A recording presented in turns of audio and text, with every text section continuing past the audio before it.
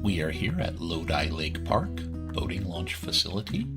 We've brought the motorhome, and inside the motorhome, under the couch, is our 15-foot Kaboat. We have inflated the boat, and now we're ready to launch. So come with us as we go on Lodi Lake. Narrow like a kayak, but durable like a large inflatable boat. Put the two names together and you get Kaboat. We are here at Lodi Lake. That takes you out to the Mokelumne River. And we have Cindy, Andrew, and myself, Mr. Greg. It is really quite a haven out here and just a real special place. And a lot of people don't know about it. They just assume that the San Joaquin Valley is just full of farmland, but there's some real gorgeous places out here. Look at the facilities here, aren't these lovely? So you can picnic, group picnic, there's horseshoes, group areas, plenty of room to launch a boat here and just have a wonderful time. Again, Lodi Lake here in Lodi, California. Beautiful. Another area here at Lodi before we go truly in the Mokelumne. Young lady fishing there.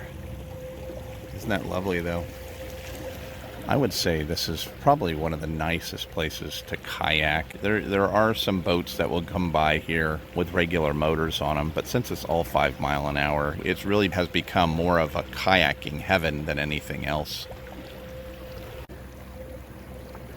Just came around this corner here and oh my gosh, it's a big float fest is what we're calling it. Flotilla 2024. I didn't ride along the vineyards here. It's always beautiful. And then it looks like somebody has a palm tree farm up here. You can see a lot of young palm trees over there. Like a wholesale distributor or something for farming. It's amazing what you can find out here. It's just incredible. There's some beautiful birds there. It looks like some Canada geese. And they're coming right towards us.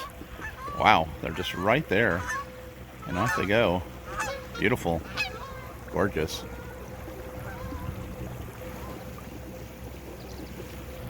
So we're coming around this corner. Another set of beautiful homes here on the water. And there's two ways to go here. I think you turn to the left here. I think that's a dead end here to the right. And it looks like they have a fake fox on that little island there. Just has that look like he's looking at a home. Isn't that cute? Yeah, oh, it's a coyote or a fox, something that they put in there just to get your attention. And so the Mokelumne actually goes this way. Here's some more Canada geese. Again, we call them Canada geese because they're not residents of Canada. Therefore, they're technically not Canadian geese. So there you go. Boy, every turn, there's always something around the corner here. Somebody even has an Olympic flag for the Summer Olympics, which are actually currently happening now. But isn't this lovely in here? Oh no, that would be fun. Just a little electric boat. Almost looks like a Disneyland kind of jungle cruise thing. Just slow cruising, baby. Just like we're doing now, just slow cruising. You don't need to do a lot of fast speeds all the time.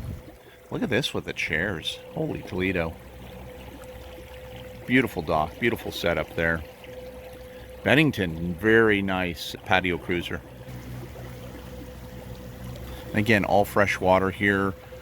This is the Mokelumne River. There's a dam below that maintains the level. So they're not on a tide table or anything like that. As it goes over the dam, it just maintains the level. So that's what they have. And it's just really peaceful, really beautiful. Surprisingly, redwoods here in the San Joaquin Valley. There's a redwood right there. It's been around for many, many years. Again, as long as you've got water, you've got life. And my goodness, what an abundance of it. So we just were looking at this. This is a set of condos. And they're just on the water here. Aren't these lovely? Small dock. Could have something else. Yeah, I guess you could call them a townhome too. But aren't those nice?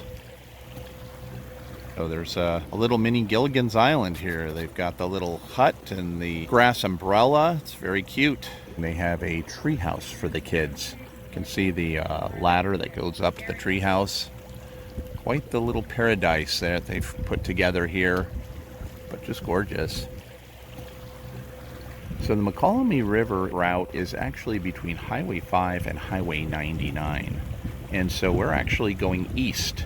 And so if we were to continue this, we would end up going under the Highway 99 bridge. And I don't know if we can make that all the way up. I don't think we will. I know it gets narrow and there's more snags. A snag, of course, is a log or debris under the water. So, but we'll see how far up we can go. And then if it gets to be a problematic, then we'll turn around. Oh, and here's the bridge. Here's the bridge right there. All right, so this is about as far as we are going to go. Gonna just turn around, appreciate how far we've come, and call it. But it's been lovely. It's been a great run here. We have stopped off in the river's edge. Miss Cindy found a freshwater clam here. They're so beautiful. You could cut this open and then go fishing, and the fish usually bite these. Andrew did not bring shorts, so he has his pants legs up, and that is our setup for the 3-person Kaboat this morning. Got our cooler.